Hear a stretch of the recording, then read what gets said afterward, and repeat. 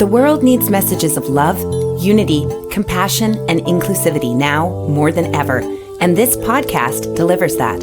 Whether you're a parent, teacher, counselor, or energy healer, with the right intention, we all have the potential to be a healing presence for others. The truth is, we are all ordinary people capable of having an extraordinary impact. Imagine if we all did that on purpose.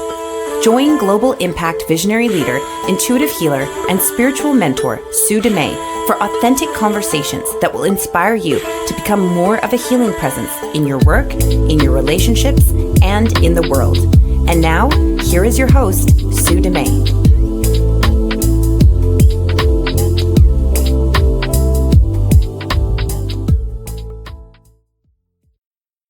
Welcome to the We Are All Healers podcast. I am your host, Sue Dumais, and I'm grateful to be here once again with you, sharing messages about the book, We Are All Healers. Ordinary people with extraordinary intention will heal the world.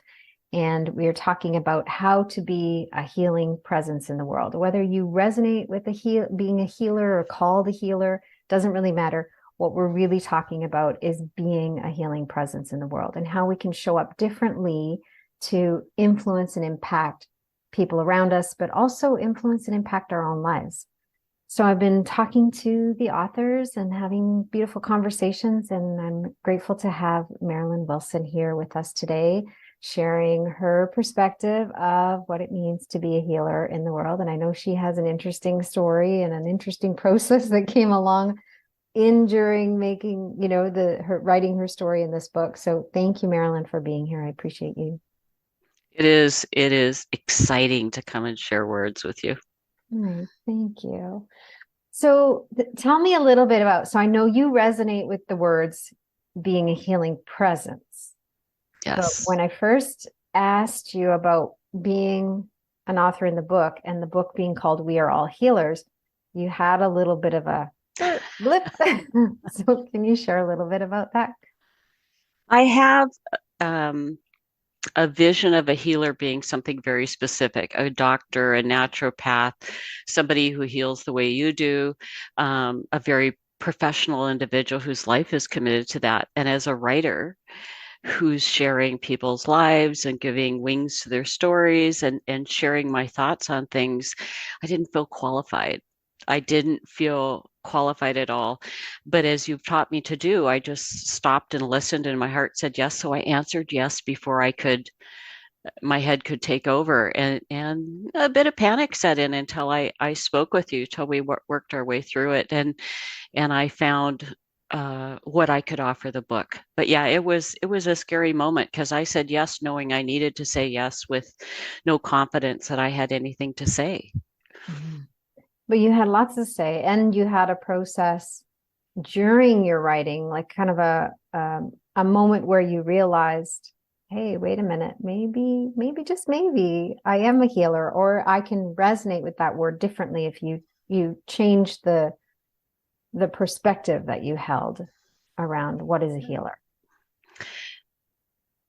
What I have learned is that, especially through heart-led living, is that everything that comes into my life is for me. Everything that comes into I've got goosebumps. That means I've said something cool. It comes for me first. And then from that moment, it becomes something that moves on to others. So being a part of this book was for me first. And even writing that passage was eye-opening. I realized when I was young, I just wrote a piece for somebody on this. When I was young, I liked writing, but I had no patience. We had to handwrite, or the old typewriters. And I loved people, but there weren't any outlets. I was curious about people, but there was no outlets for me that suited my personality. And I finally, in my 20s, walked away from all of it. And in my 50s, I fell into writing again. So here was this full circle moment for me as I was writing this, recognizing that I was led to this moment, that I was led to go the steps up to this moment. And in this moment, I had a message that that was meant to be shared. And it was very eye-opening to realize that I was functioning as a healer by my words, that words had the power to heal and words had the power to change lives, and they had the power to change my lives. All the words people shared with me when I interviewed changed my life. And suddenly it was like, aha, this is what I've been doing for 4 decades. This is where I've been led to this moment. And it was exceedingly profound. If I had never published, I walked away profoundly changed by being a part of this book. So I think I shared that with you, that the realization that everything that comes into my life and I do comes for me first, whether I understand it or not. And as I move through that process, I'm given things that I can pass on to others, and hopefully they're seeds that land where people need them. So I'm like Johnny Appleseed. I'm throwing seeds out into the universe, and if they land in fertile soil, they found their place. And if they don't, then those seeds disappear. Only the people that need me have gardens ready for the things I'm offering. That's a kind of arty symbolism for me personally, but I don't know how else to say it except that what I learned in the day it took me to first write this chapter was the purpose behind my writing and what it was doing and why I was meant to be here.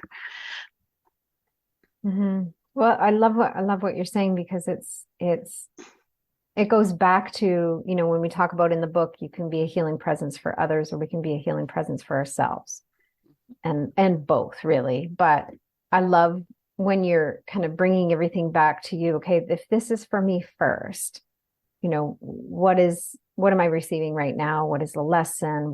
How am I feeling about this? Like, how am I processing, what's coming up for me? When we heal ourselves, we are contributing to the healing of the whole. And we don't have to do that necessarily on purpose, the outward work, because I feel like for you, you do the inward work. You hold space for the stories to come in for others. You hold space for others to share and to speak. And then you, like you say, you give their stories wings. You give their words wings and let them go where they're meant to go. The focus inward, I think a lot of people, we've been programmed to believe that actually focusing inward is selfish.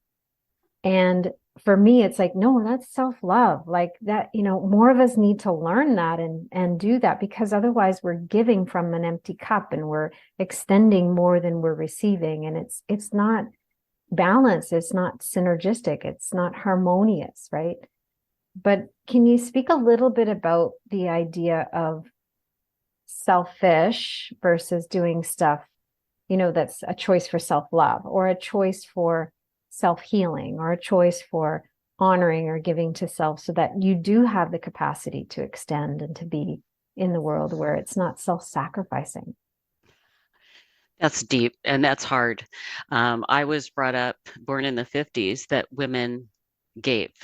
We were in charge. We came last. And if everybody was happy and you made everybody happy, then you'd done your job and you would be loved. And you would be really, love came because you function as a woman in a role that was defined. And that has been very hard to shed. To this day, I will say I'm sorry before anybody else. To this day, I struggle with putting other people's needs first. It has helped that my children are grown. It has helped that I have the space to focus on that now. It was a hard transition for my family when I finally started to hold space for myself and say no, or you're not allowed to talk to me that way, or I need this. And I began to put myself first. But I think over time,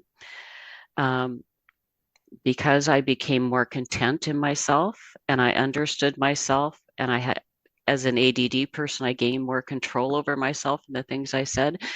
I believe the people around me began to see the benefits. When I am the best person I can be, and I can only do that by working on what I need to change and what I need to heal and grow first, the person they get when they're with me is better, and I can better hold space for them. If I'm trying to hold space for them and I'm falling apart, I end up giving advice that's unwanted. I end up saying unkind things. Things go bad when I can't come from a very centered place. At least for me, my mind races ahead, ego's in charge, and bad things happen. So it's a process to find a way in the environment you're in. Again, if you have little kids or a lot of family, or you're out at work every day, when you don't have periods of silence, it can be very hard to make time for that. And I can say this from experience, when you make a change like that, the people around you don't accept it. People don't like change in general. They want you to stay the same. And I think I mentioned to you, my brothers who live a long way still treat me as if I have not changed. They respond to me whether I'm acting that way or not. In their head, it's happening. So, but it's impossible to give the kind of acceptance without attachment to the world unless you first find that acceptance of yourself without attachment. I say this all the time. This is a really important message that I share a lot, is that growing up, I didn't fit in. Growing up, I was the nosy person, the impatient child, the mind race, the this race, and they didn't know much back then. I was insanely curious about people. In my 50s, when I began writing and interviewing, it all came together. All those things people had been asking me to change in order for them to offer me love ended up being my talents. And those talents led me to where I am now and have allowed me to offer words that are healing and uplifting to others. So self-acceptance and going inward and all that gets you to the place that you accept all your pieces, and those pieces lead to your passion and lead you to your purpose, and things come together then. But unless it starts internally.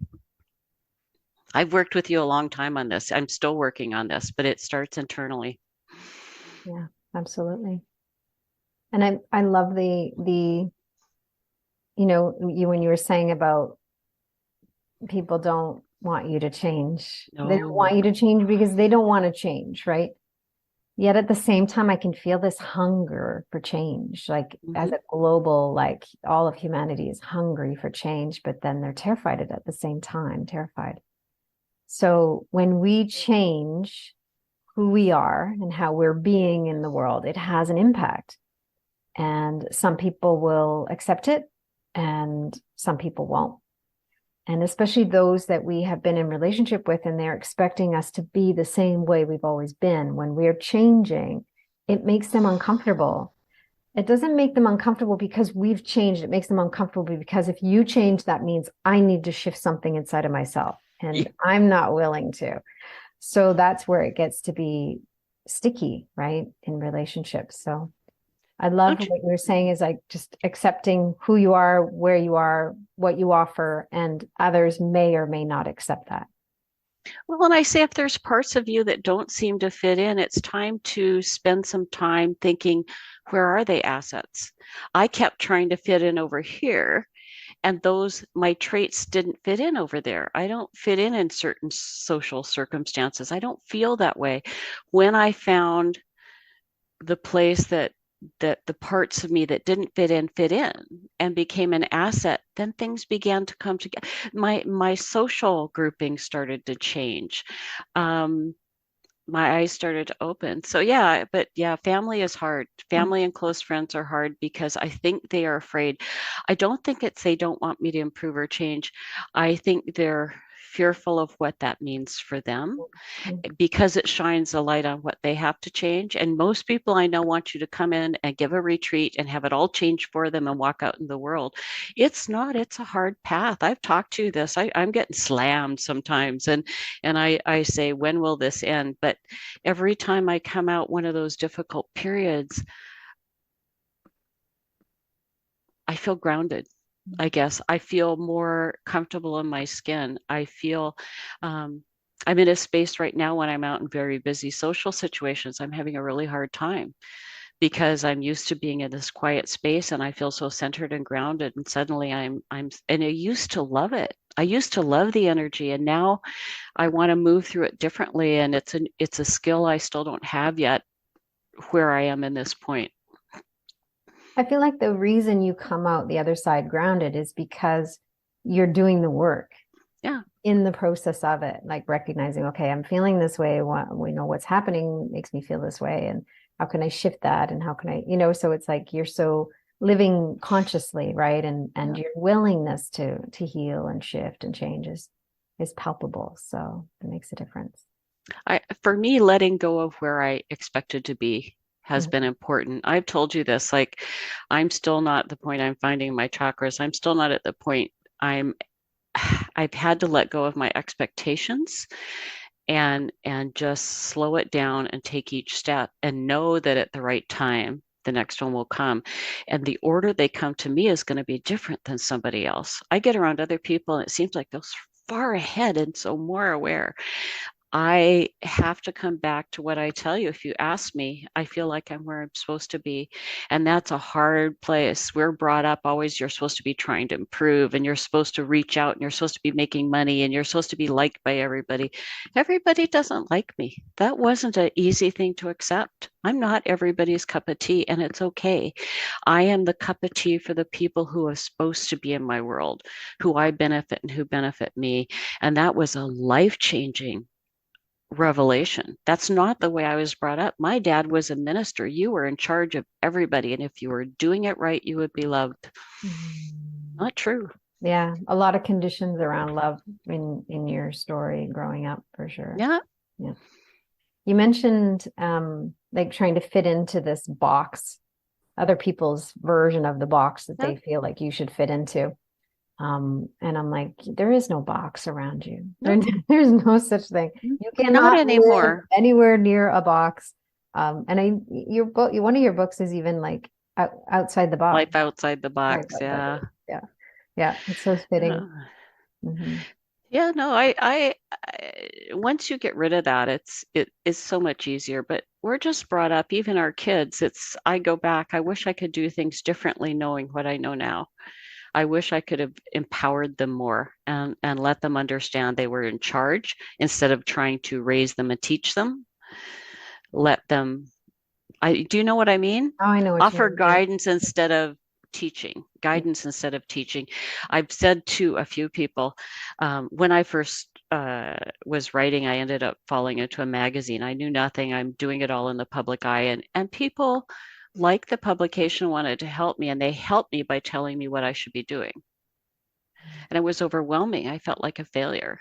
And so I've shared with people what people need most from you is just listening and the words, trust your heart, you got this, I have faith in you, and if they want some advice, you can answer with the caveat, if this doesn't feel right, don't do it. But people are so disconnected from their intuition, and our job is to help them find their intuition and follow it. And if people had just said, you're doing good, you'll figure it out, you're just learning, the weight that would have come off my shoulders.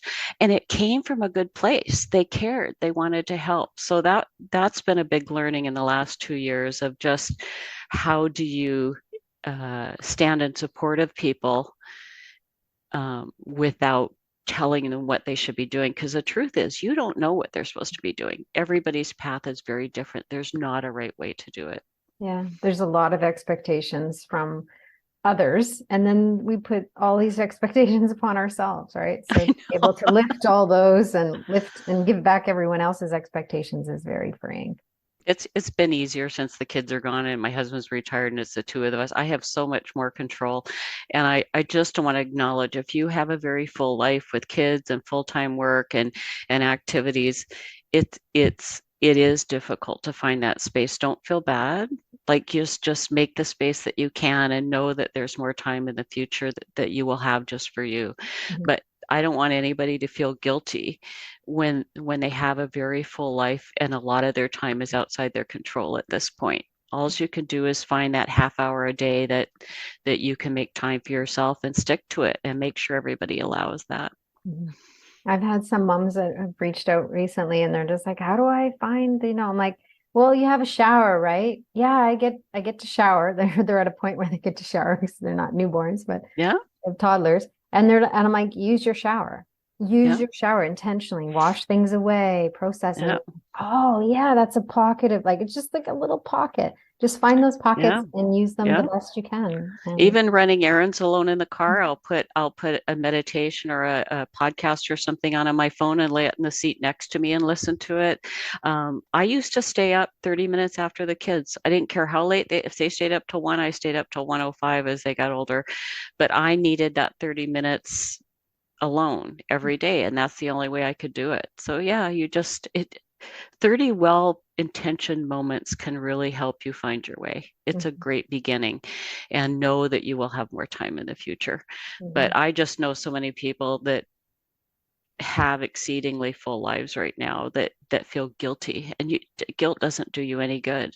Instead of feeling guilty, listen to a podcast. It takes the same amount of time. Yeah, absolutely. That's good. Yeah, good reuse of time. That's why all my books are in mini chapters too. The first book is 10 mini bios of just people choosing to live very different lives from each other, and it's one chapter. And my second book is 35 little mini bits of wisdom wound around my journey as a writer. But you can sit down for 5 minutes. You can find 5 to 10 minute breaks. You can read something, listen to something, or just sit quietly. 10 minutes of quiet. That's hard for me. My mind races, but 10 minutes of quiet, a 10-minute walk. Yeah. Finding those pockets. Beautiful. Yeah. Love it. So if people are inspired to get a hold of you, how can they reach you and how can they find you? I'm going to do this. I wasn't sure if we were close to the end. I saved one quote from my section in the book because it's an important one for me. Beautiful. Whether a gift of words bubbles up from the depth of your being, comes to you while you listen to someone speak, or is given to you while reading, know that the power of words to heal is immense. Words of wisdom, words of healing, words of acceptance, words of love, they are all at hand, ready to support you on your journey. You only have to listen. People always ask me where my blogs come from or stuff. It might be something you said. It might be something that came up on TV. I'm always grabbing my phone and sending me notes. Wisdom is all around you, and it's there for you, and it's in your path. You just have to slow down and be aware of what's happening around you. And the words, write them down. Keep something with you. Put them in your phone. Okay, you can reach me and find me, all my social media links and my blog link on my website at www.marilynrwilson.com. And that's Marilyn, because Marilyn's not as common.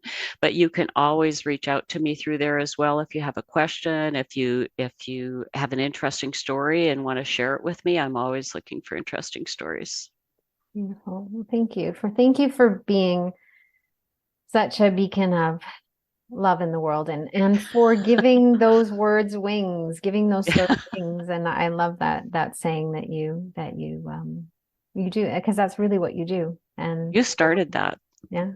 One time I was feeling stuck, and you said, Marilyn, I see wings, and that just stuck with me ever since. It's been a big visual that kind of came from. That's what I mean. It's all around you all the time. The symbolism you need, the words that you should think about. It's right there at your hand. It could be the person on the street you say hi to. Yeah. I love that. And that's, we never know what one word, one gesture, one thing that we do or say, how it can change another person's life. And that's an example there. So thank you. I appreciate it. You're welcome. Thank you for listening and for being here. If you're interested in picking up the book, We Are All Healers, Ordinary People with Extraordinary Intention Will Heal the World. It's full of different stories, but it's also full of different insights and tools and things that you can use right away to integrate into your life to change how you are being and how you are showing up for others in the world as well. And together we will create a ripple effect that will reach all corners of the globe. And that I am certain of. So thank you so much. I appreciate you. I honor you. I see you. Until next time, love and blessings. Thank you for joining our global healing movement and podcast, inspired by the international best-selling book, We Are All Healers.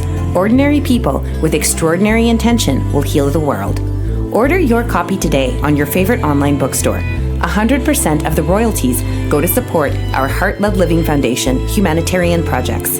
Together, we can uplift humanity and unify us in love for each other and our planet.